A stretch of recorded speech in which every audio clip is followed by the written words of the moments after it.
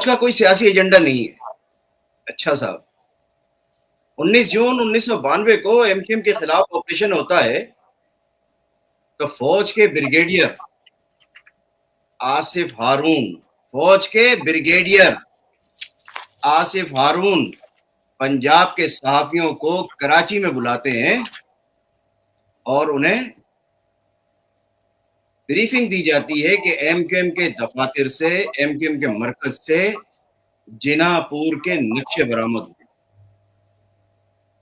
سب سے بڑا جھوٹ. اور اس کا مقصد کیا تھا؟ پاکستان بھر کے غریب اور متوسط طبقے کے عوام کو ایم کیو ایم جیسی عوامی جماعت اور قائد تحریک جناب الطاف حسین بھائی جیسی لیڈرشپ سے بدزن کیا جا سکے.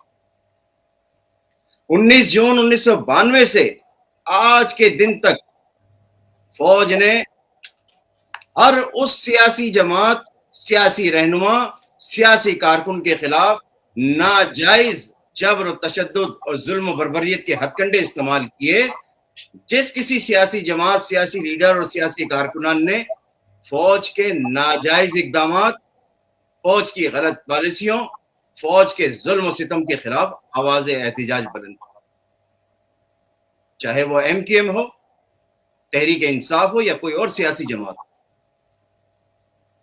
19 جون 1992 سے لے کر آج کے دن تک ایم کیو ایم کے 25,000 سے زائد کارکنوں کو ماورائے عدالت قتل کر دیا گیا، جن میں قائد تحریک جناب الطاف حسین بھائی کے بڑے بھائی ناصر حسین، بھتیجے عارف حسین اور بہنوئی اسلم ابراہانی بھی شامل. سینکڑوں ساتھیوں کو جبری لاپتہ کر دیا گیا. ہزاروں کارکنان کو جھوٹے مقدمات میں گرفتار کر کے جیلوں میں ٹھونس دیا گیا. اچھا جناب، فوج کا کوئی سیاسی ایجنڈا نہیں. ان مظالم کے خلاف ماورائے عدالت قتل، جبری گمشدگیوں، چھاپے گرفتاریوں کے خلاف 17 اگست 2016 کو ایم کیو ایم کراچی پریس کلب کے باہر بھوک ہڑتال کرتی ہے. اور اس سے پہلے ایک سال قبل یعنی 7 ستمبر 2015 کو جب قائد تحریک جناب الطاف حسین بھائی نے فوج کے کرپٹ جرنیلوں کے سیاہ کرتوت عوام کے سامنے بیان کرنے شروع کیے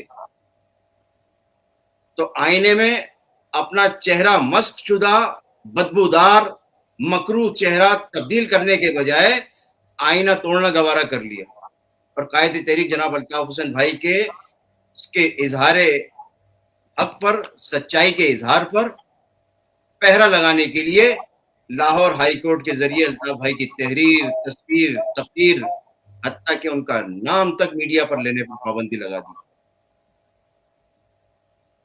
17 اگست 2016 کو ایم کیو ایم نے ریاستی مظالم کے خلاف جمہوری طریقہ اپنایا اور بھوک ہڑتال کا سلسلہ شروع کیا تو وہاں پر بھی چین نہیں آیا. اس بھوک ہڑتال کے دوران بھی ایم کیو ایم کے کارکنان کو ماورائے عدالت قتل کیا جاتا رہا، جبری گمشدہ کیا جاتا رہا، چھاپے گرفتاریوں کا سلسلہ جاری رہا، مہاجر آبادیوں کے محاصرے کر کے گھر گھر چھاپے مارے گئے، چادر اور چار دیواری کا تقدس پامال کیا گیا. اور یہ عمل کرنے میں کوئی اور نہیں، فوج اور رینجرز براہ راست ملوث.